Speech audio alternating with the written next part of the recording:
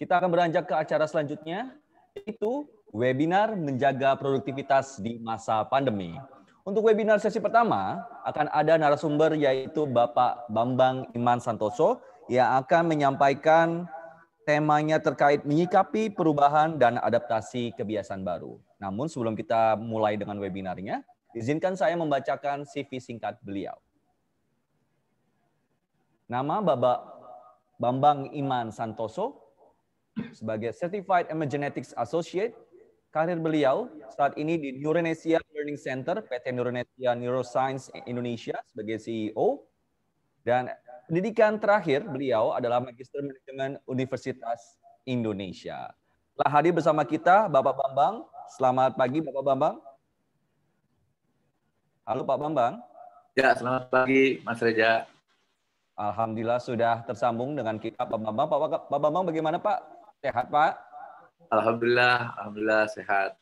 Alhamdulillah sehat. Pak Bambang, kita sudah tersambung dari beberapa menit yang lalu. Mungkin teman-teman sudah tidak sabar untuk bagaimana sih tentang neuroscience itu. Banyak yang penasaran neuroscience itu seperti apa. Pak Bambang siap untuk share materi Bapak? Insya Allah siap, ya, Pak, ya? Siap. Baik, for your information Pak, Pak Bambang punya waktu untuk paparan maksimal 40 menit Pak. Dan untuk 20 menit terakhir kita akan ikuti tanya jawab. Jadi untuk Bapak Ibu semua sekarang ini yang ingin bertanya dengan Pak Bambang, sekarang di link chat Zoom ini sudah tertulis link untuk mengisi pertanyaan. Silakan klik link tersebut, isi pertanyaannya dan sebutkan juga namanya. Nanti akan dijawab langsung oleh Pak Bambang. Baik Pak Bambang, langsung saja waktu dan tempat disilakan.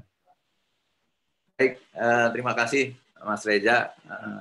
Saya kayaknya sering lihatnya Mas Reza ini. Oke. Assalamualaikum warahmatullahi wabarakatuh. Salam sejahtera. Om Swastiastu, Namo Buddhaya. Salam kebajikan. Izinkan saya menyapa dulu kepada bapak-bapak terhormat di sini, terutama tadi Pak Guntur ya. Saya baru ketemu Pak Guntur sebagai Deputi Bidang Administrasi, Bapak Guntur Iman Evianto.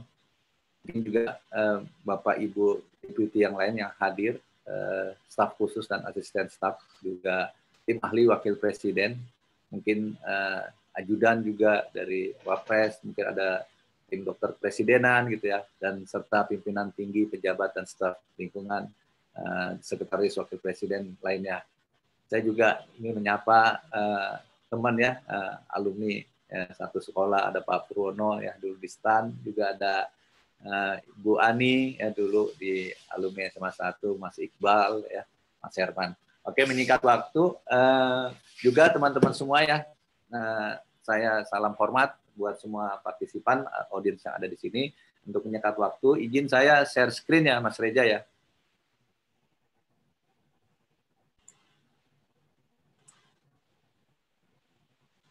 Masih terdengar suara saya ya? Terdengar Pak? Masih Pak, masih Pak. Oke. Monggo Pak. Iya. Sudah kelihatan materinya ya Pak Guntur ya? Sudah Pak. Ya. Oke. Jadi di sini sesuai dengan arahan ataupun keperluan yang mungkin kira-kira nanti insya Allah dapat bermanfaat, berkontribusi untuk menyongsong 2021 ke depan gitu ya, kita jauh lebih baik, lebih maju gitu ya. Saya kasih judul menyikapi perubahan dan adaptasi kebiasaan baru. Ini salah satu topik yang dipilih gitu ya dari tim panitia. Namun saya tambahkan di bawah keterangan continuous improvement and rewiring our brain, biar ada penekanan di mana ternyata banyak yang secara sains ya, artinya kita sepakat dong tidak asal berubah. Jadi change itu kita ganti, nanti ada penjelasannya. Continuous improvement maunya hari ini lebih baik dari kemarin gitu ya. Dan hari besok tahun 2021, 2022 dan seterusnya lebih baik dari hari ini. Proyeksinya maunya seperti itu. Oke, baik, saya percepat karena waktunya hanya 40 menit ya Pak Reza. Mudah-mudahan ini mungkin sudah dibacakan tadi. Nah, ini mungkin perlu diberitahukan, saya tadi ada Neuronesia Learning Center, sama seperti konsultan dan training provider pada umumnya, gitu ya. Kita fokus di manajemen dan pengembangan diri, namun selalu berbasiskan aplikasi neuroscience. beserta tentunya kami sering rajin gitu, kita membuat komunitas namanya Komunitas Indonesia yang punya visi misi Indonesia cerdas berakhlak mulia. Nah, topik menyikapi perubahan lingkungan dipandang dari perspektif neuroscience supaya kita sama-sama berpikir logis ya, atau logical framework. Saya bagi 5 subtopik di sini supaya ini kan materi kemana-mana, ini arahnya kemana ya, supaya ada arahan. Yang pertama sebenarnya memaknai, sudah nggak, tidak dipakai lagi kata-kata mengenal ya. Mengenal tuh kayaknya hanya kalau air tuh di pantai hanya kena kaki air aja atau di kolam renang gitu. Tapi memaknai lebih dalam artinya. Yang kedua, merespon perubahan, nanti dampaknya apa dan resikonya apa gitu ya. Ketiga, kemampuan otak manusia beradaptasi, juga strateginya menyikapi perubahan. Strategi itu mungkin Bapak Ibu semua, saya yakin di sini orang-orang pilihan, artinya nggak mudah masuk ke dalam ring 1 ya, artinya sebagai saya bilang tadi di awal, ini bukan lagi memimpin perusahaan besar, ini nggak main-main gitu, ini mengurus negara loh, pemerintah kan. Berarti orang-orangnya pasti saya yakin sudah pilihan ya, sudah brilian ya. Nah, strategi pasti tahu, strategi itu artinya cara mencapai tujuan ya. Jadi cara mencapai tujuan, cara mencapai bagaimana supaya menyikapi perubahan biar sukses gitu ya, kira-kira dari perspektif neuroscience. Dan yang paling penting dari perubahan semua itu menimbulkan diversity. Walaupun kita dulu sampai di dasar negara kita terpampang ya Bhinneka Tunggal Ika. Jadi Indonesia tuh ahlinya sebenarnya dalam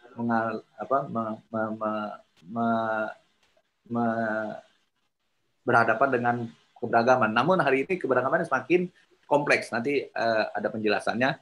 Dan yang paling penting lagi, bagaimana supaya tim di sini, Sekretaris Wakil Presiden menjadi tim yang solid, ya, sehingga menimbulkan inovatif, produktivitas yang tiga, kinerja yang sangat baik. Ini dipaparkan dengan kecerdasan kolaboratif. Oke, kita masuk dari materi yang pertama, bagaimana maknai perubahan. Saya cepat aja karena waktunya tidak banyak. Jadi perubahan itu ada urutannya gitu ya. Disrupsi dalam kurung terutama disrupsi teknologi. Mungkin ada disrupsi yang lainnya, tapi yang hari ini gitu terasa di bangsa Indonesia adalah disrupsi teknologi, kemajuan kita. Ini salah satu indikator keberhasilan bangsa kita ya, terutama teknologi informasi atau teknologi telekomunikasi gitu ya.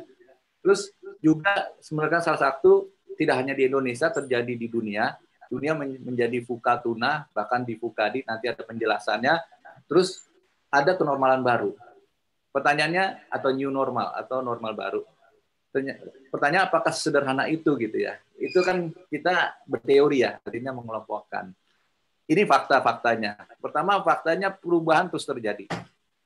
Dan yang perlu disadari lagi gitu, tidak hanya terjadi perubahan itu. Perubahannya semakin cepat terjadi. Dan perubahan tidak bisa lagi dikelola dengan baik. Kalau dulu kan tips-tipsnya manajemen itu managing change gitu ya. Ternyata tidak bisa lagi dikelola dengan baik. Jadi yang paling penting bukan perubahan itu sendiri. Yang paling penting adalah perubahan, menyikapinya perubahan. Nah, ini dulu tahun 1987 sebenarnya awalnya dari Awareness dan Burnett itu dari pimpinan leadership, mereka merumuskan VUCA. Namun ngetopnya, populernya itu karena dipakai oleh Navy SEAL di Amerika. VUCA itu adalah artinya mereka mencoba mengidentifikasi, mendefinisikan perubahan itu selalu bergejolak, volatile, terus penuh ketidakpastian, cukup rumit, ya, kompleks gitu ya, ambiguity, membingungkan. Nah, kita percepat, kita mungkin di Indonesia sudah 2-3 tahun terakhir sudah disosialisasikan dengan Kementerian Industri ya, Industri 4.0 gitu ya. Mungkin Bapak Ibu sudah sangat familiar ya, mekanisme sistem dan water power di Industri 1.0, terus bagaimana mass production dan electricity-nya, terus fabrikasi dengan IT ya, dengan Bluetooth, dengan Wi-Fi dan seterusnya, akhirnya sampai ke cyber physical system di Industri 4.0. Namun ini ada yang menarik, saya coba ambil dari negara Jepang. Jepang itu merasa dari awal kan teknologinya udah maju, tapi hari ini dia merasa kecolongan, tanda kutip, yaitu generasi-generasi mudanya jumlahnya mungkin lebih sedikit, kita lebih beruntung. Kita bahkan ada bonus demografi gitu ya. Terus mungkin juga banyak yang keluar, atau di perusahaan-perusahaan maju itu jadi kayak bottleneck, jadi ada leadership yang senior gitu ya. Dan mereka konsorsium itu ternyata menghambat. Kalau tadi kan demokratis ya, artinya semua usulan, ada ide-ide baru ditanggapin gitu ya. Ini teknologi apa lagi? Baru selesai merumuskan, sementara Korea sudah menerbitkan produknya. Jadi akhirnya mereka bersepakat, Jepang bersepakat bahwa ternyata bukan perubahan teknologi itu sendiri yang penting. Ternyata yang lebih penting adalah manusianya. Akhirnya mereka mendekati dengan society satu, artinya manusia itu dulu mencari makannya dengan berburu. Terus makin pintar, jadi kurang emosional, bercocok tanam, bertani. Terus akhirnya tadi industri masuk ke tahap industri yang merubah semua perilaku. Dulu mungkin bekerja ke sawah, jalan kaki, terus naik sepeda motor, naik mobil. Sekarang maju sekali, naik pesawat dan seterusnya. Itu industri di 3.0. Dan sekarang, hari ini, informasi, bahkan di Indonesia kita merasakannya banjir informasi gitu ya. Nanti kita lihat bagaimana impact-nya pada manusia. Dan terakhir, mereka mendefinisikannya, instead of industri 4.0, mereka lebih menyukai menggunakan society 5.0, menekankan manusianya, yang disebut super smart society atau human centered society. Fokus pada manusianya. Nah, ini saya percepat. Kemudian Ivan Wood di atas tahun 2015, mungkin 2016-2017, menambahkan 2D, 2 huruf D. Dia di awal itu tadi disruption, kita tidak usah lagi berdebat disruption atau disruptif atau disrupted. Disrupted itu kata sifat, artinya terjadi terus, atau disrupted sudah terjadi ledakan, kita ambil jalan tengahnya disruption. Ivan Wood menambahkan pertama disruption, yang kedua yang paling penting D yang akhir, perubahan ini karena teknologi informasi semua, akhirnya setiap warga negara Indonesia dan semua di dunia ini memiliki akses informasi yang sama selama dia megang gadget, megang notebook, megang handphone, selama dia dapat sinyal, selama dia mempunyai pulsa atau bahkan dapat free wifi, mereka memperoleh informasi yang sama. Sementara sebelum dapat informasi yang sama aja, kita sudah mempunyai latar belakang yang sangat berbeda, suku, agama, bahasa, dan seterusnya. Ditambah dengan memiliki akses informasi yang sama, sementara terutama ada 2 latar belakang, yaitu kemampuan literasi bacanya yang berbeda-beda dan latar belakang pendidikan yang berbeda. Jadi semakin menambah keberagaman. Jadi kata diversity menjadi penting. Nah, Oxford, kalau tadi diperkuat dengan Harvard mungkin ya, VUCA, Oxford dia memiliki dengan brand sendiri, VUCA menjadi tuna. Sebenarnya lebih optimis maksudnya. VUCA-nya volatile diganti dengan turbulency, C-nya complexity diganti dengan novelty. Tapi di sini yang paling penting, dia bilang jangan fokus di negative side ya. We are vulnerable of distraction katanya. Chance are gitu katanya. Outcomes will be negatif kalau kita berpikir negatif. Jadi dia nanti akan lahirnya skenario planning ya. Jadi artinya mereka bagaimana mengantisipasi perubahan, dia mempunyai plan A, plan B dan seterusnya. Namun kita tidak usah terjebak. Artinya perubahan ini yang paling penting disyaratkan terjadi. Mulai akrab dengan kata-kata tuna, dengan teknologi disruption, dengan COVID, hari ini COVID-19 pandemic, ada VUCA World, digital transformation, dan ada industri 4.0 tadi di VUCA, di local wisdom ini juga penting. Karena kita harus punya jati diri, tetap harus kita jaga, terus ada society 5.0. Saya percepat, yang paling penting, what will happen 2021. Tidak ada yang bisa menggarasi tahun depan jauh lebih baik dari sekarang. Tapi bisa jauh lebih baik. Kita harus punya pikiran framework seperti ini, kita harus optimis. Siapa yang bisa menggaransi bahwa COVID-19 akan selesai di awal tahun, di pertengahan tahun, atau di akhir tahun 2021? Siapa yang bisa menggaransi misalnya stabilitas politik tahun depan lebih baik atau lebih buruk? Keadaan ekonomi, resesi, atau berkepanjangan, tidak ada yang tahu. Jadi sebenarnya, tapi faktanya Allah, Tuhan itu sangat adil, bahwa kita ternyata disempurnakanlah manusia sebagai makhluk yang paling sempurna dibanding makhluk lainnya karena kesempurnaan pikirannya. Jadi otak kita tuh bisa beradaptasi, siap di kapan saja. Kita masuk ke materi 2 yang lebih cepat. Nanti tolong diingatkan kalau misalnya waktunya mepet. Sekarang bagaimana merespon perubahan itu dan dampak sikon. Selalu ada good news, bad news. Ada suatu event, banyak yang menyikapinya ini good news atau bad news. Itu bukan di luar kepala kita, bukan di luar tubuh kita, tergantung kita. Kita menyikapinya bagaimana. Nah, ternyata yang paling bagus itu bukan dari sisa, dulu bilangnya dari segi kejiwaan, tapi dari brain juga itu sendiri, paling bagus kita menyikapinya selalu positif. Gitu.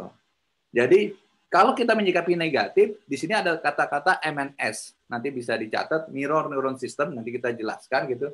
Ini dia akan menular. Emotion is contagious katanya. Emosi itu menular gitu. Jadi nggak bagus gitu. Nanti kita lihat berdampaknya. Tidak baik buat diri sendiri, kesehatan diri sendiri, tidak baik buat orang di sekitarnya.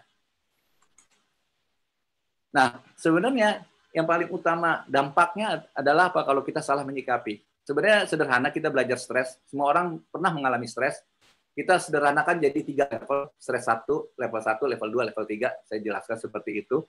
Level 1 ini ternyata mungkin bapak-bapak, ibu-ibu di sini coba ingat-ingat lagi gitu ya. Pasti merasa kapan sih saya stres gitu. Apa pas lagi pergi kerja karena macet atau segala macam ya. Atau mungkin waduh ini udah akhir bulan ya, mau gajian tapi keadaan keuangan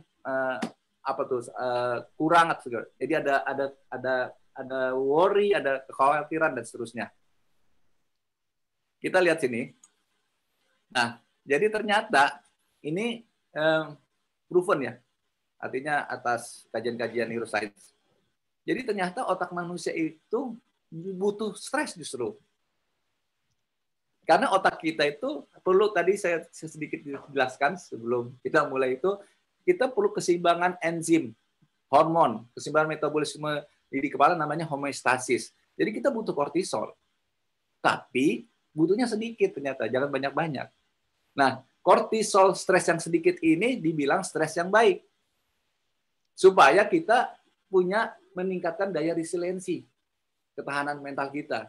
Kalau di tentara, jadi latihan mental itu paling mantap sama tentara udah. Mereka jago sekali ya. Dia tahu instruktur yang baik, dia tahu anak buahnya tuh timnya kapan batas ambang stresnya. Jadi tambahin sedikit sama ini. Karena nggak boleh stres itu berlebih.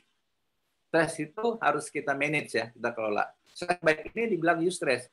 Nah, ini cocok sekali kalau di Al-Quran, di agama, yang muluk agama Islam. Di sini dibilang, dan sungguh akan kami berikan cobaan kepadamu dengan kata-katanya, ini saya bold, sedikit ketakutan. Bukan banyak, kan sedikit ketakutan. Kelaparan, kekurangan, dan seterusnya. Dan sampaikanlah berita gembira pada orang-orang yang sabar. Kita lihat nanti ke depan. Nah, bagaimana dengan perilaku organisasi? Teman-teman yang belajar perilaku organisasi mungkin akrab dengan kata-kata Stephen Robin, ya. Stres adalah kondisi dinamis di mana seseorang individu dihadapkan dengan peluang, kendala. Jadi ada peluang, ada hopes, permintaan terkait dengan apa yang diinginkan dan yang hasilnya dianggap tidak pasti dan penting. Ada 2 kata keywordnya, constraint dan demand. Demand permintaan. Nah, ini stres kalau berlebih. Kita masuk level 2 ya. Ini bahaya ternyata kalau berlebih. Jadi kalau di sini kepala ada 3, ini berdasarkan pendekatan Paul MacLean ya. Jadi bukan lagi otak kiri, otak kanan ya. Artinya 3. Pertama kita punya otak reptil ya. Karena dari zaman dulu tuh zaman dinosaurus semua kadar reptil semua ya. Reptil itu sudah ada. Kita bilang ini namanya banyak, reptilian brain, brainstem, disebut juga crocodile brain ya. Dulu tahun lalu tahun politik muncul kata-kata croc brain gitu ya. Nah, ini limbik. Nah, biasanya limbik dan survival brain ini, limbik itu dibilang emotional brain ya. Ini disatukan. Nah, yang paling penting kita bagaimana meregulasi pikiran dari prefrontal cortex. Jadi yang biru ini cortex, terutama yang di sini. Jadi anjing, kucing semua punya yang biru, tapi tidak berfungsi di fungsi PFC-nya. Nah, bagaimana kita meregulasi emosi? Ya, jadi yang paling pertama jangan panik. Kalau dia dikuasai dengan emosi bahaya sekali. Itu yang dibilang amigdala hijack. Kenapa berbahaya stres level 2 itu? Karena banjir kortisol itu akan memutuskan hubungan antara sel-sel otak. Nah, ini kemarin awal-awal ya di pertengahan tahun ya. Waduh, ini masyarakat teman-teman semua banyak yang stres karena mengalami ketidakpastian menimbulkan kecemasan. Jadi ada hal-hal penting. Alhamdulillah kemarin sudah ada seminar tentang kesatuan data, big data gitu ya. Itu jadi penting. Jadi semua harus sama, kompak. Indonesia itu jangan sibuk di dalam, tapi kita sudah lupa nih. Jangankan kita bandingkan negara-negara maju Amerika Eropa. Ya kalau kita sedikit lihat ya, intip negara-negara tetangga tuh cepat sekali ya. Jadi kita harus kejar, kita harus solid gitu ya. Nah, kepemimpinan ini salah satu pilar yang utama sebenarnya komunikasinya sebenarnya. Makanya perlu mungkin nanti pihak consulting, bahkan neuroscience itu, walau saya pernah kerja di media, saya tahu persis cara kerja orang media, saya bilang, berita berimbang itu bukan 50-50, itu salah gitu loh. Karena mereka belum, jadi perlu diupdate lagi ilmunya, tidak hanya belajar ilmu komunikasi dan seterusnya ya. Maksudnya begini, ternyata nature-nya otak itu informasi negatif 5 bisa mengalahkan informasi positif 95. Jadi kita harus tahu nih dampaknya gitu kan. Nah, kenapa ini dibilang bingung? Misalnya badan-badan yang kredibel, kurang apa ITB kurang kredibel apa, UGM, ada BIN, bahkan Singapura menurunkan prediksi-prediksi yang berbeda, itu yang bikin stres. Nah, ini harus difilter sama media supaya kita bisa bijak. Karena kita jangan bandingin diri kita aja ya, bahwa masyarakat ini terlalu banyak ya, 260 juta gitu sampai ke yang paling bawah. Nah, ini harus diperhatikan supaya tidak menimbulkan stres yang berat tadi. Nah, ini yang paling bahaya, stres level 3. Stres level 3 itu dia sudah menyikapinya stres dengan negatif, terus jadi stres beneran, terus lama, menahun bahkan. Contoh misalnya, banyak saya bilang teman-teman yang kerja di Jakarta, terus dapat teman pindah dari Solo atau dari lebih kecil lagi kota, mungkin dari daerah Sulawesi, Kalimantan gitu ya. Terus bilang, teman kita stres, baru 3 bulan kerja stres katanya. Kenapa? Habis dia bilang katanya setiap hari pergi 2,5 jam, pulang 2,5 jam. Ini kondisi sebelum COVID ya. Terus mereka yang senior bilang, biasa namanya anak baru. Kita mah udah biasa. Hati-hati dengan kata biasa. Justru kita sebenarnya stres juga tapi tidak dirasa. Ini yang bahaya. Dia menumpuk, namanya chronic stress. Nanti kita lihat dampaknya ya. Dampaknya itu bahaya. Dan bahayanya tidak hanya banjir kortisol tadi, itu tidak hanya melepaskan sambungan antar sel otak, tapi mematikan, merontokkan. Bahkan sel otak mati. Jadi kalau sekedar hanya bodoh masih mending ya. Tapi dia merusak sistem imun tubuh manusia. Itu yang bahaya. Makanya sekarang banyak sekali masih muda meninggal. Ya kita mengkambingkan hitam aja, dikit-dikit sakit jantung. Nanti dijelaskan sama dokter ya. Itu bukan kompetensi saya. Jadi kalau dibahas secara neurobiologi atau neuropsikologi, itu stres yang bahaya, chronic stress ini terjadinya. Kita bilang namanya HPA axis. Neurotransmitter tuh ini chemical, kita nggak usah jadi dokter, nanti bisa nanya juga sama dokter kalau mau lebih detail. Ini jadi kalau kita stres, hipotalamus kita, jadi ada satu organ di dalam sistem limbik, seperti balon di tengah itu, dia menstimulus namanya pituitary gland, kelenjar pituitary. Makanya HPA, hipotalamus, pituitary gland, terus ke adrenal. Jadi dari aksisnya tuh vertikal, dari atas ke perut. Kalau hanya menimbulkan rasa sakit perut aja gitu, mules, itu masih mending gitu loh. Ini memang bahaya umpan baliknya yaitu menstimulus banjir kortisol tadi. Jadi bahayanya itu tadi. Jadi nggak hanya bikin bodoh, tapi sistem imun tubuh rusak, akhirnya gampang sakit, bahkan meninggal. Jadi banyak sekali meninggalnya itu karena pikiran. Coba nanti bapak-bapak, ibu-ibu search, sekarang kan ilmu terbuka ya, browsing, googling, kata-katanya PNI, psikoneuroimunologi, bahwa penyakit itu kita manage dari pikiran. Jadi yang paling utama pikirannya itu dulu sehat. Yang lainnya akan mengikuti. Nah, ini yang paling bahaya. Jadi kalau misalnya ada suatu jelek, negatif, ya, coba lihat deh WhatsApp grup teman kita deh. Ada yang satu optimis kita, wah saling kondusif. Ada yang tiap hari komplain, apa aja diomongin segala macam. Itu jelek dampaknya buat pribadi gitu, buat kita tuh jelek ternyata gitu, karena merusak sistem imun tubuh. Jadi ini ringkasannya, nomor 1 adalah jangan terlalu cuek. Jadi saya bilang teman-teman, jangan terlalu cuek dengan berita. Berita harus kita ikuti, iya. Tapi jangan terlalu dalam mengikutinya. Kecuali memang kita bidangnya. Mungkin teman-teman di sini ya harus tahu keadaan ekonomi, politik gitu. Tapi saya, teman-teman saya yang lain bilang, nggak berdampak. Kalau nggak berdampak buat kita, ngapain? Jangan kita terpancing dengan berita-berita yang terlalu dalam. Buat apa? Karena memakan waktu. Memori penuh, ya. Memori kita di kepala juga penuh gitu kan, yang ada nambah stres aja. Terus yang kedua adalah jangan larut dengan suasana, termasuk COVID kemarin. Saya bilang, wah COVID, apalagi nonton lagi berita, makin takut. Kita jangan larut dengan suasana. Karena Allah, Tuhan tuh sudah ngasih toolsnya dahsyat nih di kepala kita nih. Jadi nggak ada lagi nih. Ini pelajaran dari neuroscience. Tidak ada lagi si bodoh, si pintar, nggak ada. Semua sama, dibekali yang sama. Tinggal komennya dari kita. Gitu loh. Jadi artinya jangan larut dengan suasana. Terus bagaimana supaya jangan larut? Tingkatkan kesadaran. Bagaimana sih tingkat kesadaran? Aktifkan PFC, nanti belajar pelan-pelan. Prefrontal cortex. Aktifkan. Tarik nafas, cari jeda, segala macam. Jadi sebenarnya meningkatkan kesadaran itu aktifkan PFC, minimaliskan pikiran-pikiran otomatis. Dulu dibilangnya subconscious mind, unconscious mind, non-conscious mind.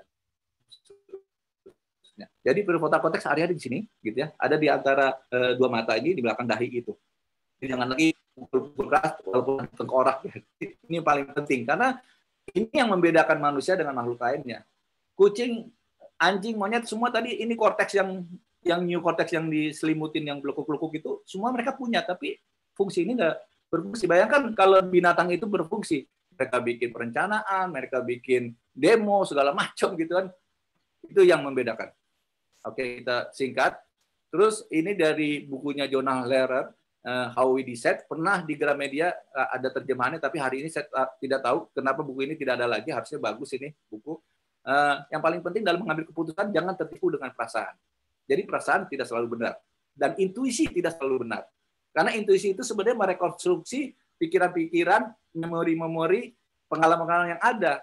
Begitu ada puzzle-puzzle yang tidak ada, tidak lengkap, dia memaksakan, akhirnya proyeksinya salah. Hati-hati dengan prediksi error neuron dopamin. Jadi kesehatan, jadi saya bilang pada saat kita sehat atau tidak sehat itu berbeda mengambil keputusan. Oleh karenanya don't make any decision, jangan mengambil keputusan pada saat dopamin banjir. Dopamin banjir itu apa? Senang banget atau susah banget gitu kan? Sedih banget. Jadi kalau misalnya sering terjadi nih hubungan pekerjaan, you are fired, kamu dipecat atau saya keluar. Wah, itu emosional sekali. Pasti outputnya jelek. Karena itu amigdala hijack tadi. Karena kepala sudah dikuasai oleh amigdala sama emosional. Yang paling penting juga kita perhatikan. Jadi sebenarnya ada perdebatan. Jadi yang reptilian brain dan emotional brain jadi satu aja, itu antara kita PFC dengan itu. Balance dua-duanya harus. Karena ini energi listrik. Jadi pada saat lagi ngalir ke tengah, tenang dulu. Gak bakal kita berpikir rasional. Kita harus cari jeda, atur nafas, kita quit dulu gitu ya. Nah, buat yang beragama Islam, beruntung karena punya sholat 5 waktu sehari, itu untuk jeda, untuk sadar. Jangan larut. Oh, hidup ini sementara loh. Hidup ini sementara gitu. Oleh karena itu, kalau bisa sholatnya juga tepat waktu. Jadi ini untuk meningkatkan kesadaran kita. Lebih cepat. Jadi terima kasih untuk COVID-19, lebih higienis manusia, lebih dekat dengan teknologi, lebih religi, ya, lebih sosial, dan back to nature. Gitu. Kemanapun otak manusia, sekarang kemampuan tentang otak manusia beradaptasi. Kita masuk mulai di core-nya nih. Bapak-bapak, ibu-ibu, boleh nggak saya minta, tadi disuruh Mas Reza ada sediakan bolpen atau alat tulis dengan kertas, coba ikut perintah saya gitu ya, bukan perintah lah ya, artinya apa yang saya ucapkan. Coba bapak-bapak ibu bikin 2 titik di kertasnya. 2 titik, sudah. Tarik garis. Garisnya yang ditarik, yang bisa ditarik kan cuma 1 ya. Coba sekarang bapak bikin 3 titik. Garisnya berapa? 1, 2, 3. Sekarang bapak-bapak ibu-ibu bikin 5 titik. Ada berapa garis? 1, 2, 3, berapa lagi? 4, 5, 6, 7, 8, 9, 10. Artinya titik-titik itu berapa garis? Bayangkan, kita gimana nggak super nih. Tadi makanya super smart society sebenarnya. Cuman kita nggak sadar kalau kita tuh pintar, udah dibekali. Kita rata-rata semua antara 86 sampai 100 miliar sel otak yang berlistrik neuron. Bahkan masih ada lagi sel-sel pendukungnya namanya neuroglia. Bayangkan titik-titik itu kalau dihubung-hubungi itu berapa triliun. Tadi 5 aja 10. Berarti rumusnya N kali N minus 1 bagi 2. Benar nggak? Coba 6. 6 kali 5 berapa? 30 bagi 2 berarti 15 garis. 2, 7, terus gitu kan. Nah, kalau N-nya dia 100 miliar, artinya mendekati tak hingga, berarti kan limit tuh ya. Berarti N kuadrat per 2, itu baru satu arah. Titik sini ke satu titik ini. Selalu kaki ketemu tangan. Kakinya adalah dibilang terminal akson, tangannya adalah dendrit. Nah, padahal kalau kakinya dia yang B ini ketemu kakinya bisa bolak-balik. Bahkan yang kita takjub lagi, satu neuron itu kakinya bisa banyak, bisa ribuan. Tangannya bisa banyak, ribuan. Berarti terjadi interkoneksinya banyak. Nah, ini yang diyakini karena risetnya otaknya nih, si Albert Einstein itu dibelah.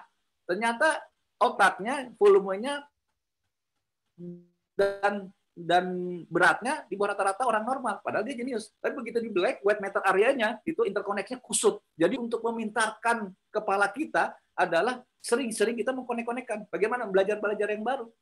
Terus membangun koneksi. Kemampuan otak kita hampir tak terbatas ya. Berpikir seluas alam semesta. Kalau dulu dibilang pengen jadi sang juara, pengen jadi pahlawan, harus memiliki hati seluas samudra, terus berpikir seluas alam semesta. Yang kedua ini bukan hanya filosofi, tapi sudah terbukti dengan neuroscience tadi, kajian-kajian neuroscience. Titik-titik itu kalau dihubungin itu bisa sampai lebih banyak dari titiknya aja lebih banyak dari bintang galaksi. Kalau dihubungin jadi garis lurus, lewat kali itu jarak bumi ke luar galaksi. Dan kalau lekukan itu dijembrengin gitu ya, di apa tuh bahasanya tuh, dibeberkan, itu hampir seluas tengah lapangan bola. Can you imagine bahwa di dalam, kita bisa bayangkan di dalam otak itu tuh ada universe. Nah, kita mau pakai enggak itu? Jadi sebenarnya otak kita mampu beradaptasi setiap zaman. Jadi nggak usah takut mau ada COVID-19, mungkin nanti kan udah pernah terjadi pandemi. Cuman virus itu bukan berevolusi tapi bermutasi. Nanti ada lagi yang baru. Tenang aja. Apapun yang terjadi kita sudah disiapkan kok sama Tuhan, sama Allah. Kalau memang ini bumi hancur ya namanya kiamat. Selesai gitu loh. Jadi kita jangan larut dengan keadaan. Otak kita berlistrik. Hukum aliran kekeralan berlaku, beda posisi, ya, ada listrik, berarti ada medan magnet, ada frekuensi, ada gelombang. Yang dulu belum bisa dijelaskan sudah dijelaskan. Oleh kata itu ada disiplin ilmu namanya neuroscience, bukan hanya kedokteran. Karena kedokteran itu melihatnya dari biologis dan kimiawis. Begitu ini ada listrik, berarti kita perlu orang engineering, kita orang electrical lah. Jadi multidisiplin. Nah, ini jadi bagian depan ini untuk berpikir ke depan gitu ya. Namanya frontal lobe, yang tadi ada prefrontal cortex, di sini parietal, ini sensorik, motorik di sini, yang belakang ini layar kita. Jadi kalau kita mata di depan, yang melihat screen-nya ada di sini. Jadi kalau orang dipukul di belakang, gelap tuh. Dipukul lagi, belakang ke bawah, ini keseimbangan. Bisa sampai pingsan, bahkan bisa meninggal kalau kena medula oblongata di brainstem. Ini temporal lobe. Ya, kita nggak usah jadi dokter lah. Kita yang simpel aja. Ada lagi lobus di dalam ternyata. Ada otak di dalam otak. Namanya lobus insula. Nah, kita sekarang kan ini ilmu bukan punya dokter aja. Kita browsing aja, kita belajar, lihat YouTube-nya, browsing segala macam itu. Tapi intinya adalah ini yang kuning. Bahwa satu, Bapak-bapak Ibu bisa catat dan materi sudah dibagikan bahwa otak suka yang sesuatu yang baru. Tapi dia juga terlalu baru, stres. Otak suka yang dia kenal. Tapi terlalu dikenal terus, bosen. Stres juga. Otak suka yang sesuatu yang prediksi. Makanya data perubahan kalau kita menyikapinya bingung sendiri dulu, udah stres duluan. Terus otak itu suka feedback. Jadi bawahan itu suka dapat feedback dari atasannya. Kalau dia kerja nggak ada dikasih umpan balik, nggak dikasih teguran, stres. Misalnya, aduh, kenapa kamu merenggut? Iya, stres nih, sebel. Sebel kenapa? Saya nggak ditegur sama atasan saya. Gitu. Jadi mereka perlu ditegur. Nggak ditegur, nggak perlu dikritikan hasil kerjanya seperti apa. Kalau nggak dikasih feedback, nge-stres. Tapi lucunya, kalau dikasih kritik-kritik yang negatif, yang destruktif, stres juga. Jadi maunya kritik yang bagus, gitu, yang positif. Ya, kalau negur jangan di depan orang lain dan seterusnya. Ini implikasinya banyak. Jadi memang benar, ya otak kita berlistrik. Jadi kalau kita lagi nggak tidur, itu listrik kita kalau diukur tuh antara 12 sampai 25 watt. Nah, ini terbukti dengan alat-alat kemajuan teknologi, ada fMRI, ada EEG dan seterusnya, kita bisa kelihatan sekarang. Kalau dulu kan ditanya, responden jawab, terus dianalisa.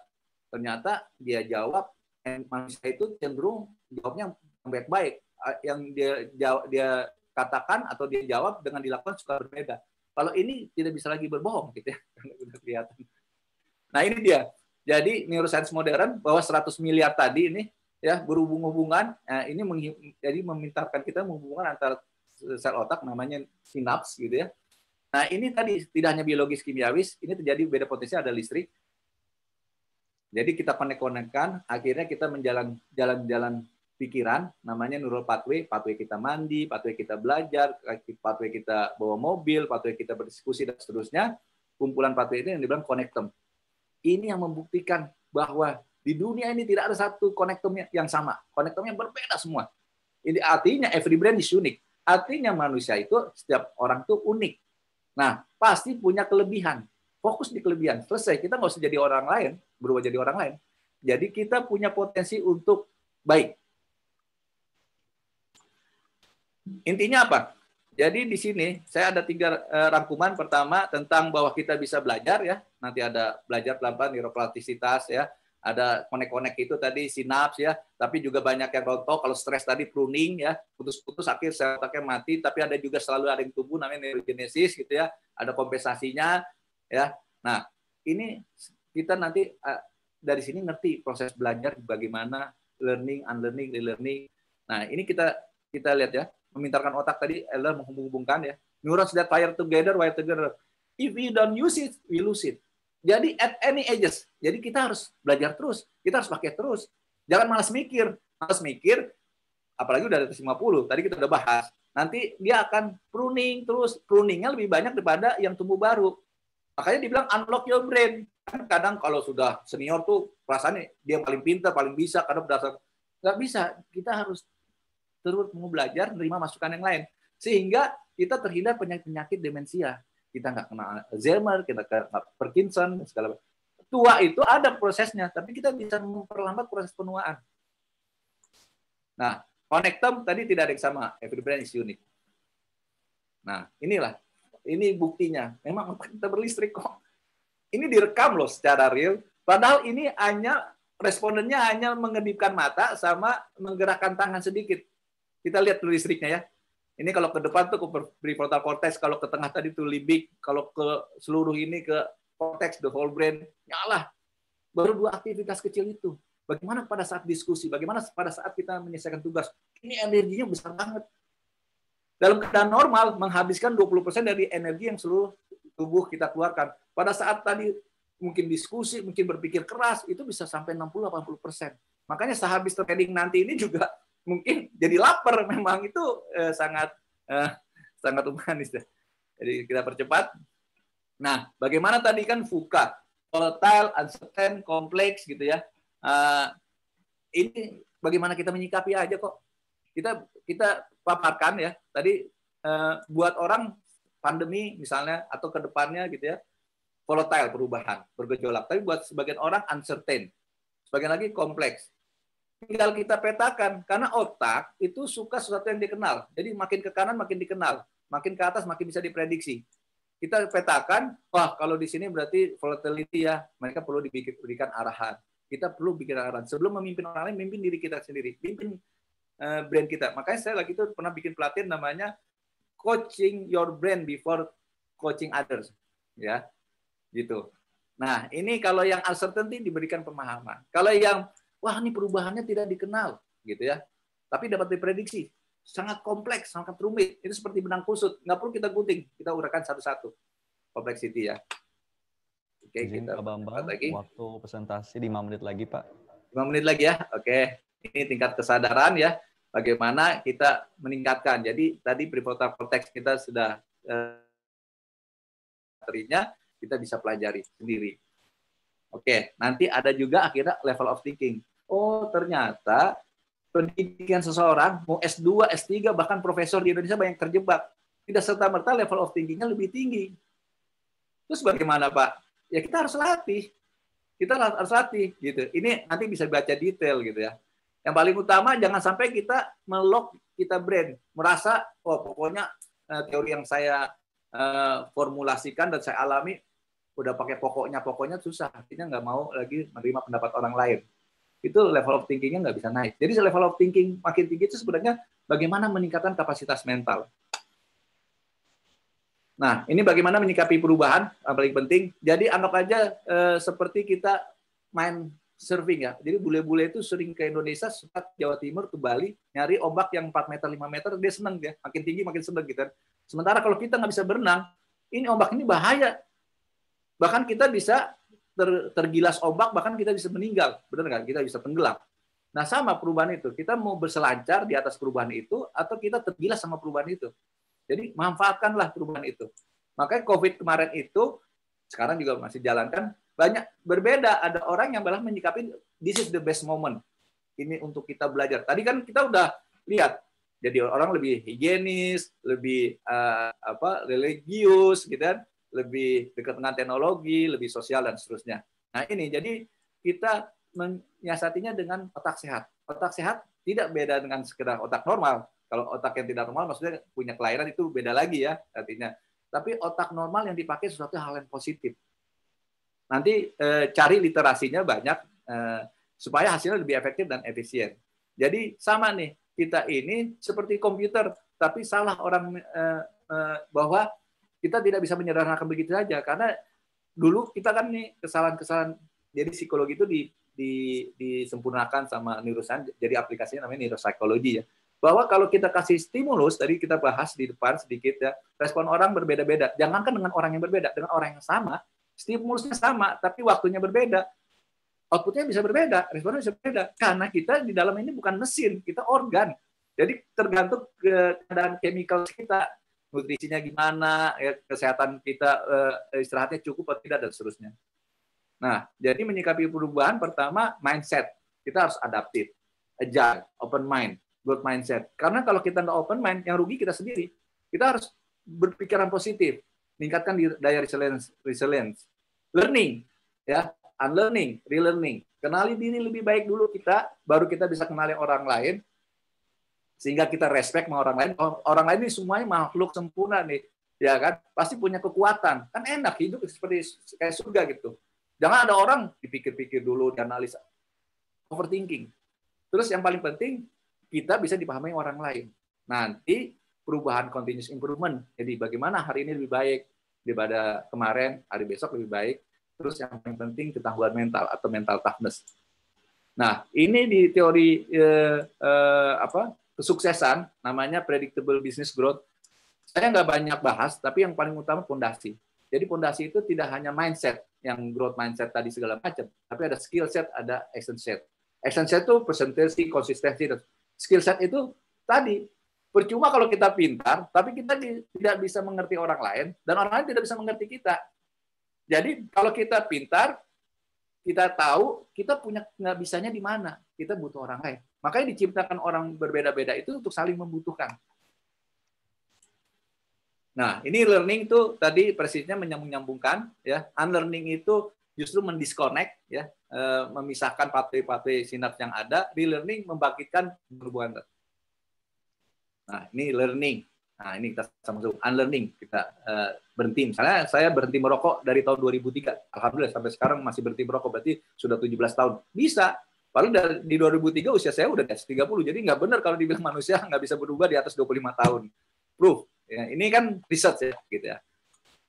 Nah, ini yang paling penting tadi, change itu kita rubah dengan continuous improvement. Kalau yang susah-susah, pakai yang gampang, misal POAK, planning, organize, control, acting. Atau plan, do, check, act. Tapi bagaimana lebih baik lagi, lebih baik. Jadi kita harus mengevaluasi diri.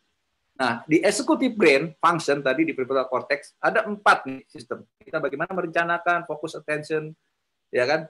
Setelah merencanakan, kita harus fokus dengan target kita, commit gitu ya, menjalani, tapi kita juga harus punya kemampuan cognitive flexibility.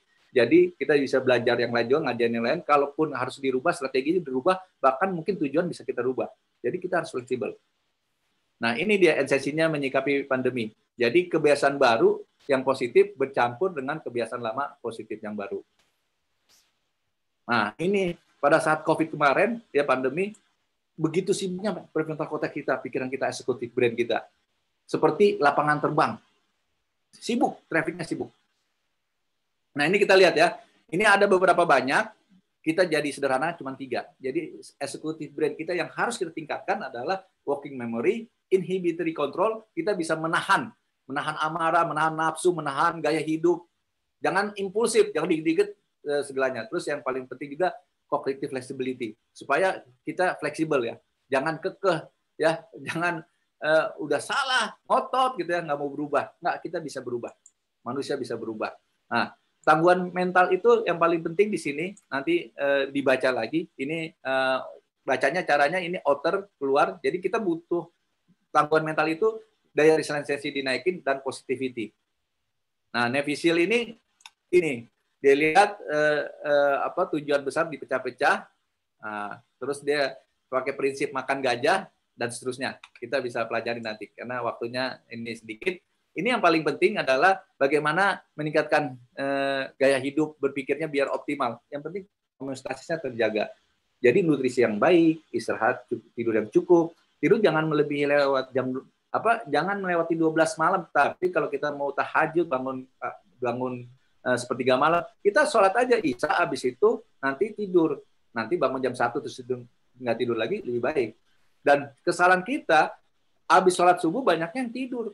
Padahal di situ oksigen lagi optimal. Itu makanannya otak gitu loh. Jadi juga morning sunbathing juga penting ya, matahari, olahraga, minimal stres, oksigen, musik ya, meditasi, mindfulness, meditasinya kalau yang teman-teman yang beragama Islam bukan yang lain saya yoga bagus, tapi yang orang Islam mungkin zikir ya, sholat malam itu meditasi. Oke, yang terakhir diversity. Jadi artinya ternyata kita itu kegagalan kepemimpinan, komunikasi dan seterusnya bukan kita nggak bisa berkomunikasi, tapi hari ini lebih sulit karena setiap orang itu makin macam-macam, makin berbeda. Nah, kalau kita bisa mengerti setiap orang itu berbeda, ya berbeda tentang gendernya. Karena dari brandnya memang berbeda. Nanti kapan-kapan kita bahas kalau punya waktu. Generasi juga beda. Tadi sebenarnya digital native imigran tadi kita udah bahas di awal sedikit gitu. Memang kecenderungannya generasi yang baru lebih mudah beradaptasi secara digital, literasi digital. Tapi yang senior bukan nggak bisa. Ini hanya masalah kemauan. Sudah dibuktikan secara sains ya. Jadi nanti ada generasi X, Y, Z, X itu Facebook ya. Y nanti suka Instagram, terus yang Z itu dibilang Snapchat generation. Nah itu yang generasi TikTok. Nanti yang post generasi yang hari ini lahir ke depan mungkin dibilangnya generasi corona atau generasi Zoom gitu ya. Nah, ini perlu dipikirkan lagi, disederhanakan. Yang penting dua otak ini jadi satu, dibilang limbik aja, bagaimana menjaga keseimbangan. Karena listrik itu kan mengalirnya gitu. Pada saat sedot ke tengah nggak bisa kita berpikiran rasional. Nah, ini kita teruskan. Udah mau. Nah, ini berevolusi dulu kiri kanan gitu, terus tadi Paul McLean jadi 3 sub-brand, akhirnya menjadi ukurannya seperti ini. Jadi pakai ukuran-ukuran yang berdasarkan neuroscience. Jadi sudah update ya. Jadi disederhanakan. Ciri-cirinya menggunakan prinsip neuroscience dia nggak pernah kompleks. Misalnya, Pak saya punya tips sukses berapa? Ada 22 tips itu. Bagaimana kita bisa mempraktikkan hafal aja tidak? Kalau ini yang paling penting bahwa manusia itu berbeda-beda. Kita nggak usah ngomong personality ya, personality kepribadian itu banyak sekali. Kita bikin yang penting kecenderungan berpikir, thinking preference, sama behavior perilaku berbeda. Setiap orang punya unsur 4 ini. Setiap orang punya perilaku ini. Yang paling penting kita mengetahui. Nah ini belum lagi bagaimana berkomunikasi. Kapan-kapan kita bahas ini. Jadi yang paling penting jangan sampai salah. Biasanya salahnya di komunikasi, pemahaman, learning, sama trust. Nah ini ada kecerdasan kolektif, kecerdasan kolegial. Nah, perbedaan IQ dan CQ adalah dimensi sosial kemampuan kelompok untuk mencapai satu tujuan, tindakan, pemikiran dengan tingkat CQ yang tinggi mencapai keadaan saling ketergantungan. Jadi CQ itu bukan IQ. Jadi IQ tidak membantu saja gitu loh. CQ itu dengan CQ kita akhirnya tahu kita bisanya apa, nggak bisanya apa, orang lain bisanya apa, nggak bisa apa. Dia jadi teamwork. Jadi pada saat bikin perusahaan juga dia akan merekrut bukan yang sesuai dengan seperti dia, tapi yang dia nggak punya gitu loh. Nah itu akan bisa inovatif, produktif, dan kreatif. Nah kita bilang kecerdasan bersekutu ya. Lihat ini burung ini ada sudutnya tertentu. Ini ikan kecil menjadi membentuk lebih besar ikan. Yang paling penting dalam kecerdasan bersama ini juga hati-hati. Kadang-kadang dibilang keegoisan bersama itu juga nggak bagus. mementingkan kelompoknya aja. Nah, mereka kenapa bergerombol? Pertama, karena ada siapa musuhnya. Kan binatang itu bergerombol karena ada musuhnya, predator siapa. Terus ada domain of danger-nya. Rule and role-nya. Kalau kita kerja dalam tim, rule kita apa? Peranan kita apa? Aturan mainnya gimana? Pattern polanya seperti apa? Nah, ini jadi akhirnya kecerdasan kolaboratif. Nah, ini ringkasannya bisa dibaca ya. Berarti competitiveness berubah jadi collaborativeness, market share menjadi mind share. Mungkin ada yang teman-teman yang bilang hard share gitu ya. Kita bisa. Nah, ini paling penting, berkomunikasi ini kalau kayak begini tidak terjadi kerjasama yang baik, nggak bisa, bahkan nggak bisa, boro-boro ikut berkolaborasi gitu ya. Dalam client service untuk marketing pada saat jualan gitu, pada saat selling ini nggak terjadi jualan nih, promo-promo aja tapi nggak connect karena ada gap. Nah, ini yang bagus, sudah mulai connect, tapi lebih bagus lagi seperti ini. Jadi intention sama dengan impact. Jadi terakhir slide-nya adalah ini platinum rule-nya ya. The platinum rule-nya adalah treat others ya as they want to be treated. Jadi kesalahannya sering kita memperlakukan orang sesuai dengan kemauan kita, bukan sesuai dengan kemauannya dia. Kemauan dia itu apa gitu. Ini dari Tony Alessandra PhD, saya dapat materi ini dari Emergenetics. Jadi itu kira-kira, terima kasih. Mungkin kita bisa punya waktu tanya jawab. Monggo silakan Mas Reza. Baik, terima kasih Pak Bambang Iman Santoso atas paparan yang sangat menarik. Saya yakin banyak sekali para undangan, para hadirin berbahagia ini yang masih kaget ataupun baru tahu tentang hal neuroscience ini. Seperti saya tadi baru dengar, tuna is not a fish. Tuna itu turbulence, ada unpredictable uncertainty, novelty, ambiguity. Nah, tuna is not a fish ini saya akan coba pakai ketika di restoran sushi. Saya mau makan tuna, tapi yang bukan ikan. Tadi juga saya dengar juga ada MNS, Mirror Neuron System, jadi itu kadang bisa nular ya perilaku seorang. Makanya kadang kalau di WA group ini ada yang provokasi, saya sering, daripada tertular, saya leave group aja Pak. Daripada tertular, walaupun akhirnya ujung-ujungnya saya diundang lagi Pak. Diundang lagi. Karena isinya grup sekolah atau grup keluarga kadang-kadang. Nah, ini juga jangan cuek sama berita, tapi jangan terlalu dalam juga. Nah, ini sudah saya aplikasikan, Pak, dalam setiap hari-hari saya. Tapi berita infotainment, Pak. Nggak cuek, tapi juga nggak terlalu dalam. Berarti tiap hari Pak Reza aktivitasnya clear chat ya? Clear chat. WhatsApp grupnya banyak kan? Clear chat. Iya, betul sekali, Pak. Nah, ini sudah banyak pertanyaan nih, Pak, untuk Pak Bambang yang masuk ke kami. Izinkan saya membacakannya, Pak ya. Saya bacakan 3 pertanyaan dulu. Nanti langsung dijawab oleh Pak Bambang. Pertanyaan pertama dari Kolonel Taufik. Oh, ini ajudan Pak Wapres. Pertanyaan beliau adalah, stress management dengan berpikir seperti anak kecil terkadang bisa thinking out of the box dan kreatif.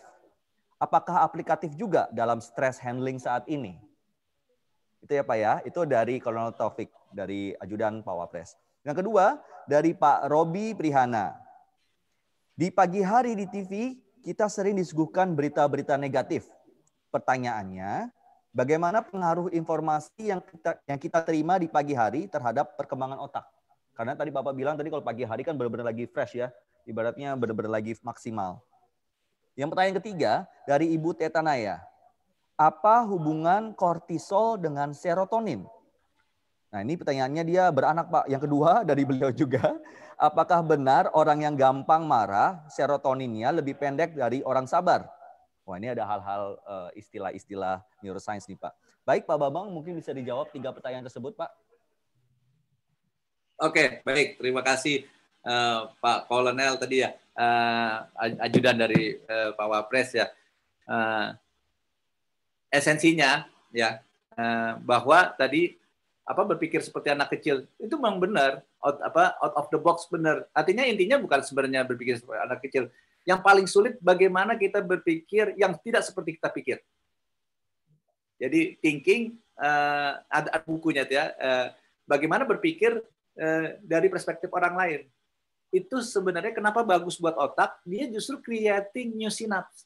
Makanya tadi yang senior sekarang di Indonesia alhamdulillah karena banyak sehat gitu ya usianya, jadi yang di senior itu di atas 80 kali ya sekarang.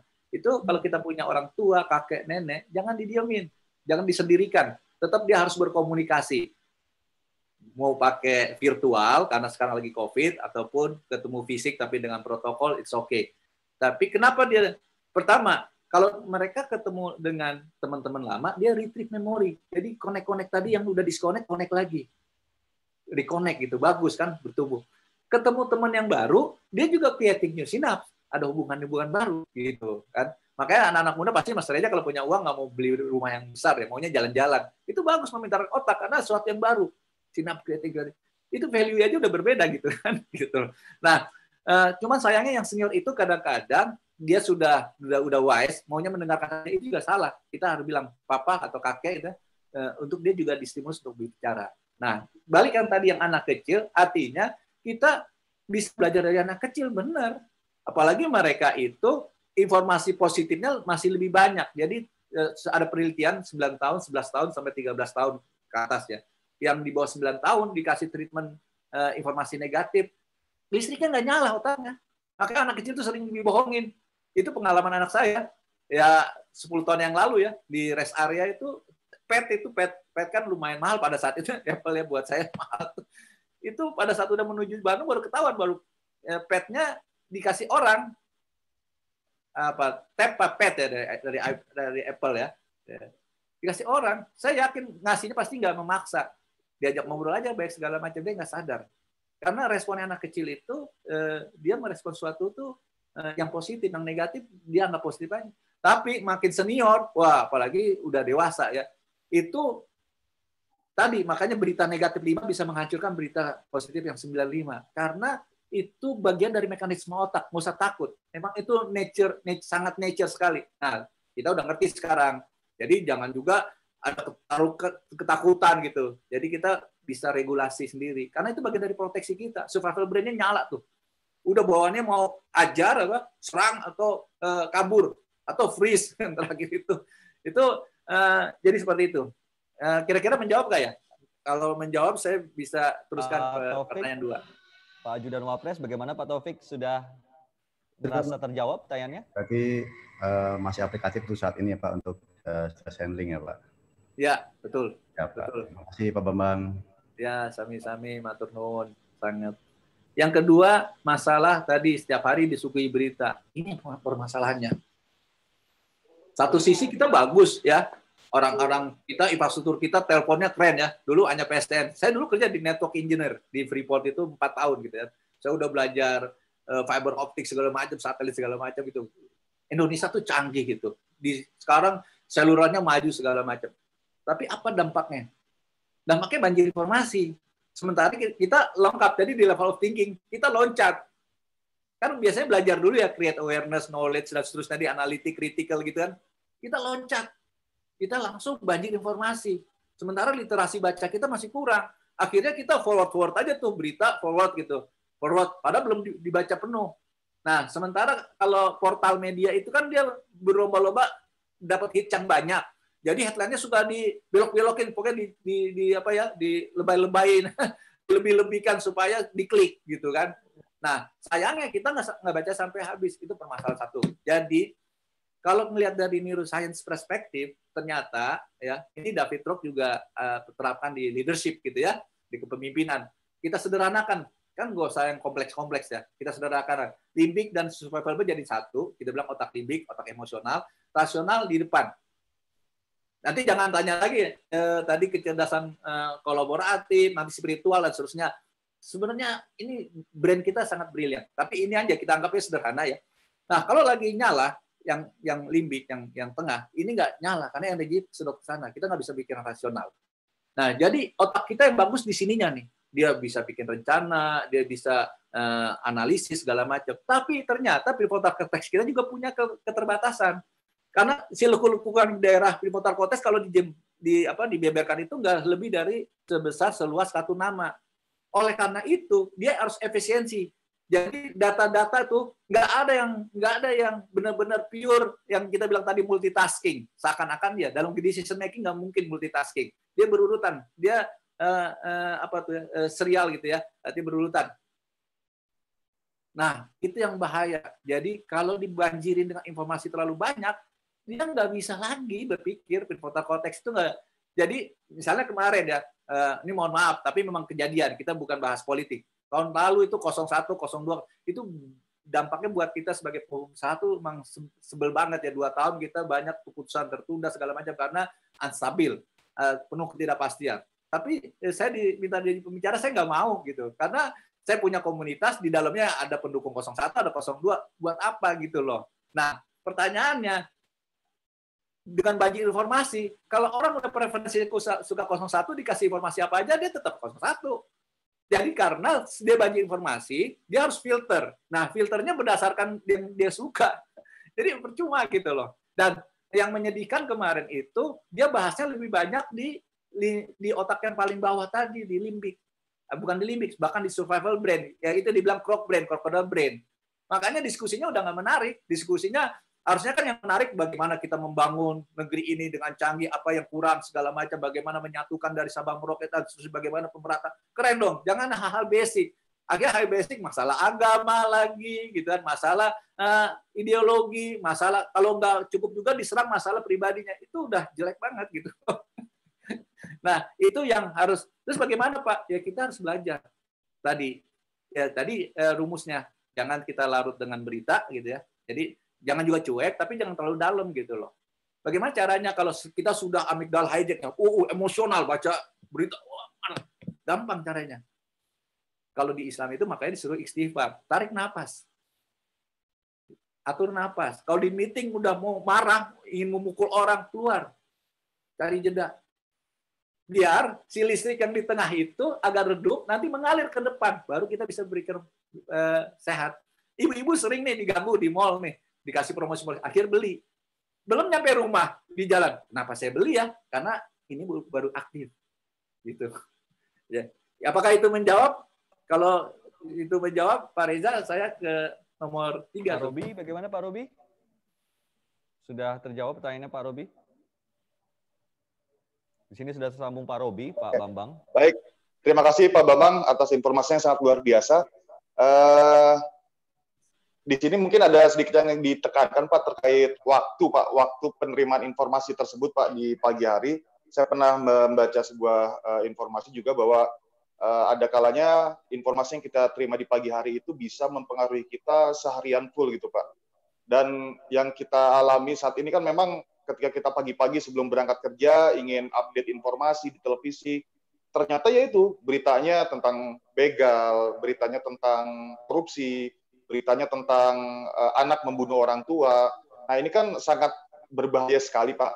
Nah, tapi informasi-informasi tersebut juga dibutuhkan juga oleh masyarakat tentunya kan sebagai sebuah informasi. Nah, apakah perlu strategi-strategi tertentu, misalkan penempatan waktu tayangnya dan sebagainya Pak? Apakah ini bisa efektif Pak apabila dilaksanakan Pak dari sisi pemberitaan yang tadi Bapak sampaikan? Ya. Oke, baik. Pertama, pagi-pagi itu tadi ya, makanya kan pernah ada riset, baca di Nielsen ya, Nielsen kan suka riset ya, Nielsen Media Research apa whatever itu, saya pernah, tapi ini mungkin 10 tahun lalu ya, atau mudah-mudahan masih berlaku ya. Itu di Asia Pasifik, Indonesia termasuk bangsa yang paling rajin. Indikatornya apa? Bangun pagi. Saya bilang, Pak, itu mah bukan informasi yang baru. Ya umum lah, 85% penduduknya Muslim, diwajibkan sholat subuh, pasti bangun pagi. Terus korelasinya apa? Tapi kenapa kita termasuk yang belum maju ya pada saat itu ya, termasuk masih pakai kata-kata negara berkembang, kan nggak nyambung tuh antara tajir bangun pagi sama kita maju apa enggak gitu kan? Ternyata problemnya adalah benar kita bangun pagi, sholat subuh, tapi habis itu tidur lagi. Nah faktanya pada pagi hari itu si tumbuhan itu ngeluarin oksigen. Itu makanannya otak. Makanya kalau pagi-pagi masih AC, kalau saya tuh sering kamar-kamar anak saya matikan AC-nya, bukain tuh hordengnya, bukain supaya udara oksigen masuk dan suruh bangun pagi dan jangan tidur lagi. Makanya waktu untuk belajar bagus. Penyerapan berita juga begitu. Nah, sekarang masalahnya nggak bisa kita kontrol dong. Ya namanya apalagi internet udah banyak segala. Dari kitanya gitu loh. Tadi kita screening aja gitu, yang negatif-negatif cet-cet udah. Itu jadi warning. Itu jadi penting juga sih, Mang. Tapi jangan kebanyakan, jangan terjebak di situ. Nah, Ini sama nanti dari tuna tadi ada skenario planning, tapi ada juga bagaimana menyikapi perubahan gitu ya. From distraction to traction. Nah, bagaimana menyikapi informasi ini? Nah, ini ternyata begini. Jadi dalam arti kata informasi-informasi yang tadi yang negatif itu bagaimana kita menyikapinya? Kan permasalahannya itu ya. Misalnya contoh untuk digital. Saya tanya, Bapak-bapak, ibu-ibu, boleh nggak bangun tidur pegang handphone? Nah, ini pernah sering dibahas juga sebenarnya ya. Wah, jangan dong, katanya. Bagusnya sih gimana? Bagusnya ya, kalau yang Islam ya sholat subuh, sikat gigi, segala macam, bersihin tempat tidur, dan seterusnya. Oke.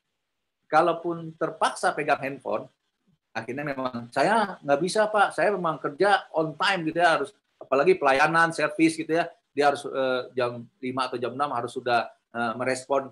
Saya harus pegang handphone. Oke, kalaupun dia buka handphone, apa pertama yang dibuka? Ini pelatihan ya, pelatihan. Ini dibilang resiliensi digital. Resiliensi.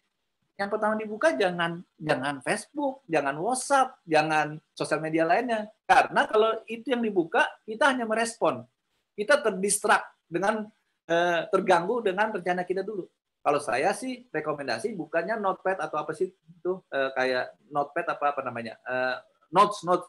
Jadi kita things to do dulu. Kita hari ini mau ngapain? A, B, C, D, E gitu dong. Baru kalau sudah itu baru yang lainnya gitu.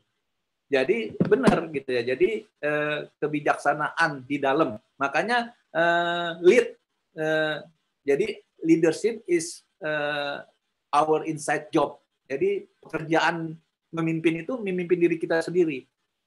Kita bijak dengan diri kita sendiri. Berita benar, bombardir, wah ada ini terjadi, gempa terjadi, penculikan terjadi, pembunuhan. Gitu. Nah, dulu saya ingat, ibu saya sempat sampai almarhumah ya, sampai ketakutan keluar rumah.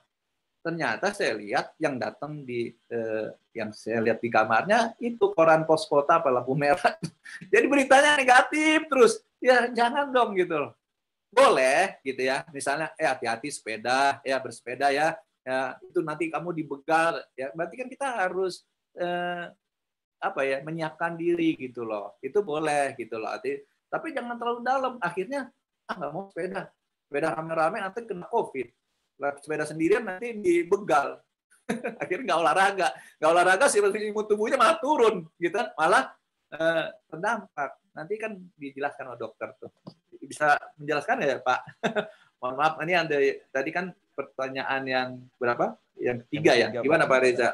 Apa hubungannya kortisol dengan serotonin, dan apakah benar orang yang gampang marah serotoninnya lebih pendek dari orang yang sabar?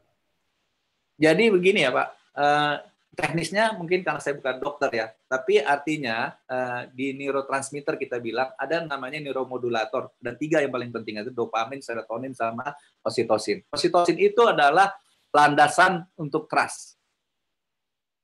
Jadi sudah nggak dipakai lagi di manajemen modern tuh, memimpin dengan marah-marah itu udah nggak dipakai. Coba cari deh. Kalau kita googling kepemimpinan itu teorinya ada 1000 lebih, benar nggak? Nah negara-negara maju itu nggak mau lagi pakai teori-teori kepemimpinan biasa. Mereka menggunakannya brain-based leadership atau neuro leadership, artinya kepemimpinan berdasarkan otak. Dan dicoret tuh. Jadi mereka nggak menerapkan lagi reward and punishment dalam bentuk marah-marah, coret. Hukumnya haram istilahnya di perusahaan. Kenapa? Merugikan perusahaan. Oke, pertama, orang marah, yang marahnya berbahaya, jelek buat kesehatan, yang dimarahin juga jadi stres, jadi stres itu bikin bodoh, bahkan merusak sistem imun tubuh, setiap hari dimarahin, coba, dimana nggak hancur tuh sistem imun tubuhnya, gitu kan. Nah, yang ketiga, pesan yang disampaikan nggak nyampe, buat apa? Dan yang keempat, secara akumulasi, orang-orang yang sering-sering marah itu dikit-dikit ke dokter, akhirnya uang penggantian obat segala macam jadi lebih banyak, biaya perusahaan jadi lebih besar gitu loh, jadi nggak boleh. Nah, jadi masalah serotonin dan oksitosin dan dopamin tergantung kita sendiri. Nggak ada yang satu yang given dari maksudnya dari Allah itu justru adil. Begitu lahir kita dikasih 130 miliar sel otak neuron. Bayangkan, rata-rata itu begitu. Kecuali memang cacat apa ya ini, tapi umumnya sama. Jadi nggak ada lagi bilang otak manusia Indonesia lebih bodoh dari, nggak ada, otak Indonesia sama dengan otak orang Amerika, orang Kanada, orang Filipina, orang Australia sama. pada dasar sama. Kok bisa berubah? Berubahnya karena environment-nya, lingkungannya. Tadi ngomongin kadar serotonin, oksitosin segala macam, lihat dari kebiasaan makannya. Lingkungannya. Orang Indonesia sama-sama di Papua nih, yang di gunung, mohon maaf, sama di pantai berbeda. Yang di gunung yang ketinggian di 2.000-3.000 meter, itu kan lapisan oksigennya lebih tipis. Ya kan? Yang di bawah, ya kan, di pantai oksigen lebih banyak, makan ikan, olahraga terus, beda. Nah, orang itu dipindah berbeda. Orang Amerika suruh tinggal di Indonesia 10 tahun, 20 tahun, berubah perilakunya. Coba deh. Seperti itu kira-kira. Jadi artinya tadi akhirnya gini, memimpin aja yang baik. Makanya di Indonesia ini terkait dengan mirror sistemnya. Lead by example paling efektif. Artinya memimpin dengan memberikan contoh. Itu lebih efektif karena mirror system kita bekerja dengan baik. Kaitannya dengan serotonin, dengan dopamin, dengan oksitosin adalah memimpin yang paling baik ternyata memimpin dengan cinta. Cinta quote and quote tidak menyalahkan ya, cinta yang benar. Gitu loh. Kenapa? Karena cinta itu melebihi happiness. Karena dengan cinta itu ternyata 3 neuromodulator itu dopamin, serotonin, dan oksitosin keluar. Ini sains ya, bukan filosofi. Ini sains benar nih. Jadi memimpin itu harus inklusif, memimpin semuanya, terus kita penuh cinta. Susah kalau sudah bawaannya marah, dendam, apa itu susah karena jelek, karena tadi kortisol itu keluar lagi.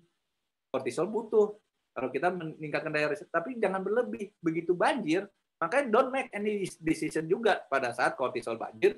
Pada saat kalau kortisol banjir pastilah kan amigdala hijack, bawaannya marah segala macam, akhirnya tadi merusakkan. Jadi sinaps tadi itu hubungan antar sel otak tuh daripada putus, mengkerut, akhirnya sel otaknya mati.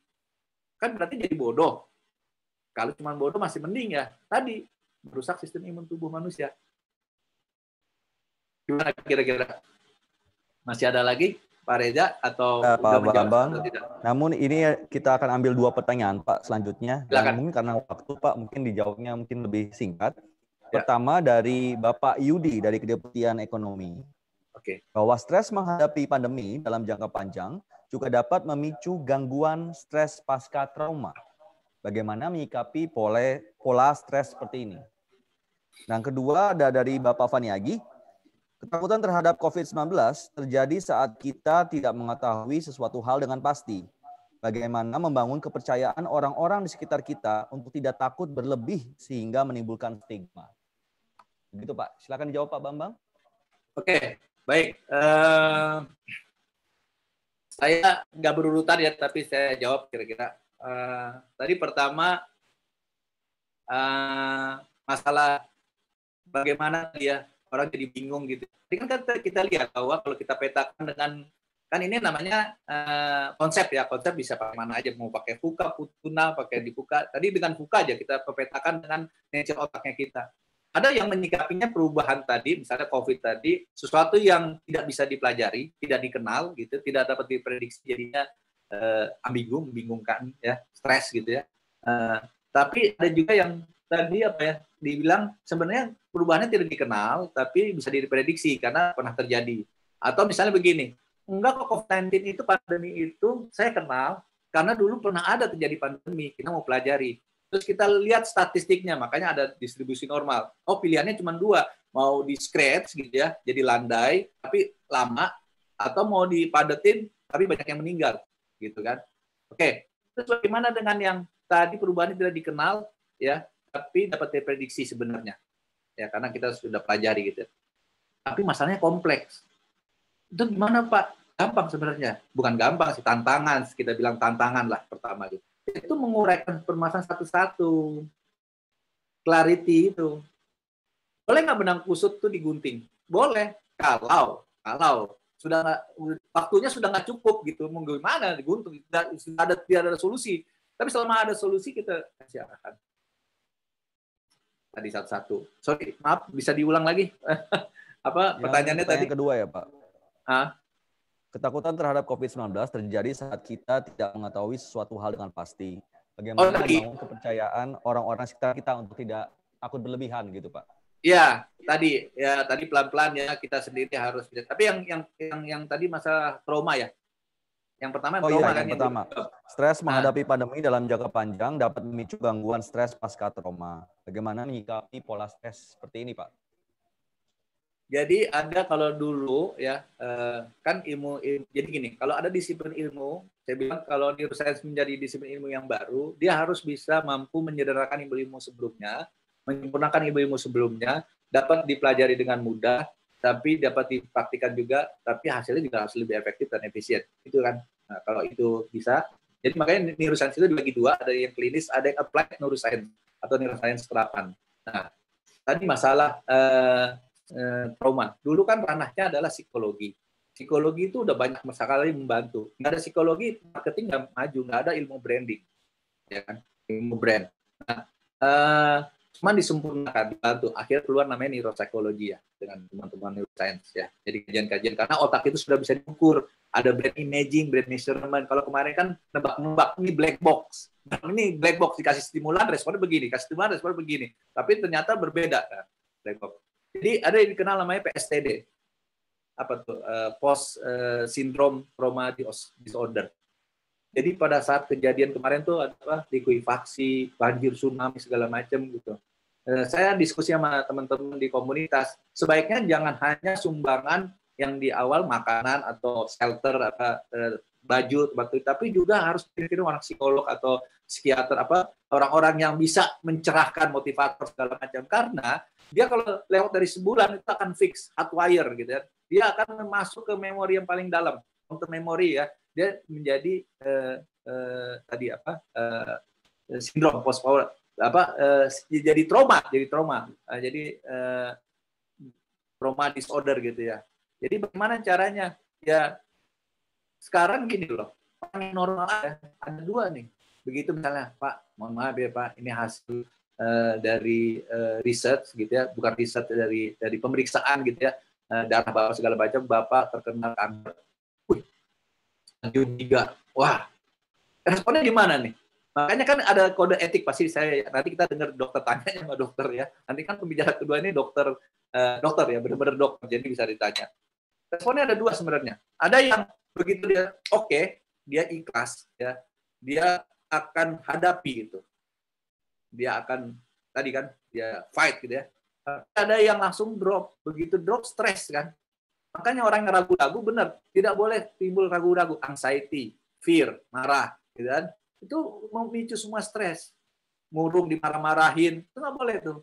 Karena tadi kalau dia stres, nggak bagus buat pertumbuhan otak, gitu aja sih. Jadi artinya jadi kita nggak pintar, bahkan yang paling berbahaya tadi jadi rusak dilemahkan sistem imun tubuh kita, gitu kan. Makanya tadi saya bilang keywordnya coba cek PNI psikoneuroimunologi. Itu banyak dibahas di situ bagaimana pikiran itu mengelola tubuh secara keseluruhan, gitu kan. Jadi harus yakin benar gitu loh. Kita punya kapasitas yang cemerlang nih, tapi tombolnya ada di kita. Pilihannya cuma dua. Kita dikendalikan oleh pikiran kita, atau kita mengendalikan pikiran kita. Ini satu terobosan baru nih.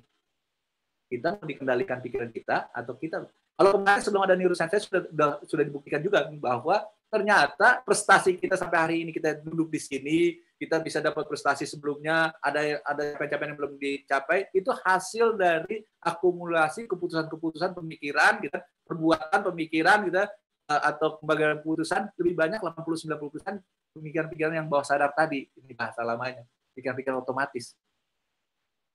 Jadi gimana? Ya, kita kalau bisa minimalis pikiran otomatis. Pikiran otomatis itu nggak bisa dihilangkan, dan kalau perlu justru banyak yang dilatih. Misalnya kita belajar di silat itu belajar jatuh, terus jatuh. Nanti pada saat terdesak itu dia refleks gitu kan. Itu pikiran bawah sadar sebenarnya gitu kan. Nah, bagaimana kita bisa meminimalis gitu? Kita bisa meregulasi. Nah, itu penting. Jadi memang benar pengaruh, apalagi harus ada treatment khusus, apalagi udah pernah kena trauma gitu kan. Trauma itu bisa trauma healing ya, bisa dihilangkan dengan dilatih. Jadi Tidak ada lagi latihan satu hari merubah perilaku ke depannya gitu kan. Kalau zaman dulu itu kan motivasi selamat pagi, baru udah malam gitu ya. Terus berdiri, tepuk sebelah kiri, sebelah kanan. Itu saat itu kan meriah, bergairah. Tadi serotonin, adrenalin naik gitu ya. Tapi untuk ke depannya nanti turun lagi gimana? Kita bilang pendekatan sistem limbik gitu kita bilang. Nah, jadi yang paling penting kita harus bisa mengerti, mengelola pikiran kita sendiri. Tadi kita udah diuraikan ya bagaimana kita otak ini bisa meregulasi emosi. Gitu. Emosi nggak selalu negatif loh. Emosi banyak juga yang positif. Nggak mungkin suatu keputusan diambil tanpa emosi. Karena kalau dia hanya mengandalkan prefrontal cortex, jadinya dianalisis terus kiri karena ini. Nggak selesai itu. Ada unsur emosi sedikit. Tapi emosi yang sok tahu, amigdala, dari dibilang amigdala hijack, dia nggak lapor lagi ke CEO-nya kita, nggak lapor lagi ke PFC. Jadi nggak bijak. Dan itu mekanisme yang diciptakan pada saat kita terdesak, apalagi terdesaknya dari survival brain. Yang bagus adalah neuroscience modern adalah the whole brain, nggak bisa island-island lagi. Ini pikiran ini kompleks, dia simultan, nggak bisa lagi hanya otak kiri, otak kanan, otak belakang, otak tengah. Ini kompleks. Terlalu disederhanakan kan, akhirnya ada IQ, EQ, SQ, ada IQ, banyak tuh istilah itu. Sebenarnya coba menyederhanakan, sebenarnya lebih kompleks dari itu. Kemampuan kita ini luar biasa. Gitu kira-kira Pak Reza. Baik Pak Bambang. Artinya kita memang harus ya bukan menguasai ya, memang kita jangan sampai terpengaruh dari pikiran kita sendiri. Kita harus pegang pikiran kita sendiri agar kita bisa meregulasi dan memanage pikiran kita ya Pak ya. Begitu ya Pak. Betul. Baik. Mungkin yang paling esensi mungkin ya kan kalau kita merubah perilaku di atas itu kan behavior, ada tadi thinking, ada mungkin ada personality ya, di bawah lagi turun ada value, belief system, baru DNA. Jangankan yang atas, yang DNA aja sekarang udah bisa dirubah. Yang berbahaya itu yang terkait dengan belief. Ya kan? Jadi jangan lagi gitulah. Sekarang kan nih yang paling galau itu menyentuh paling bawah, itu berbahaya itu. Gitu. Jadi yang paling penting pendidikan. Jadi 7 tahun pertama, 7 tahun kedua. Kalau kata Bruce Lipton, 7 tahun pertama itu sebenarnya bukan merekam memori, dia bahkan program. Makanya anak kecil itu kalau kita lagi ngomong di depan anak kecil dia kayak bengong kan, dia lagi mendownload, gitu kan.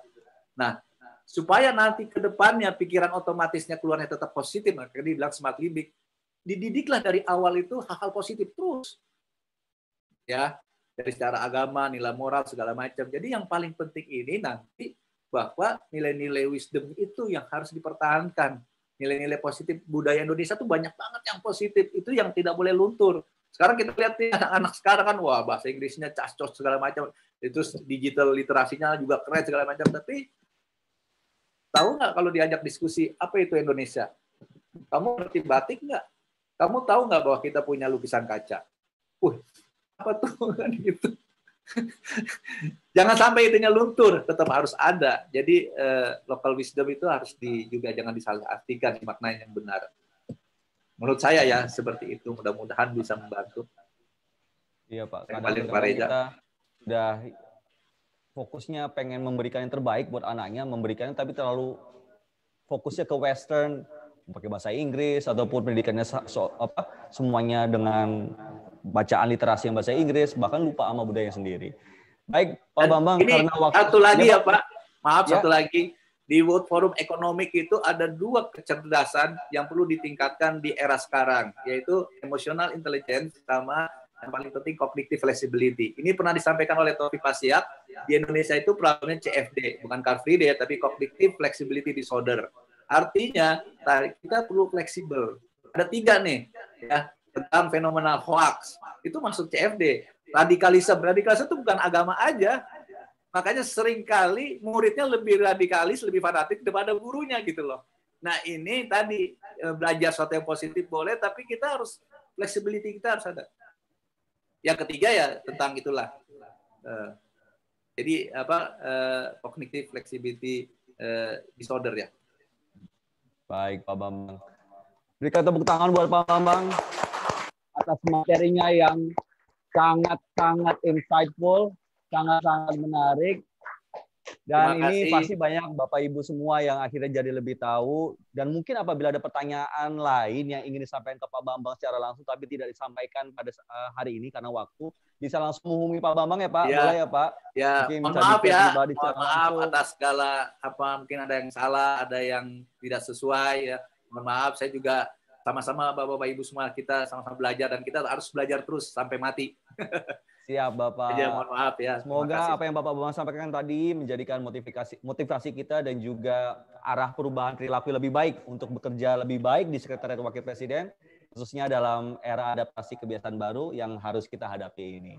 Berikan aplaus lagi pada Pak Bambang. Tetap produktif dan sehat selalu ya Pak Bambang. Terima kasih Pak Bambang. Terima kasih Pak Reza. Terima kasih Bapak-bapak Ibu semua.